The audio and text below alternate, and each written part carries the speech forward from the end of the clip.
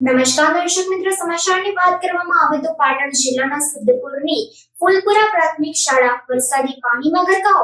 પાટણ જિલ્લાના સિદ્ધપુરની ફૂલપુરા પ્રાથમિક શાળા વરસાદી પાણીમાં ગરકાવ. શાળા નીચાણવાળા વિસ્તારમાં આવેલ હોય તમામ વર્ગખંડોમાં વરસાદી પાણી ઘૂસી ગયા.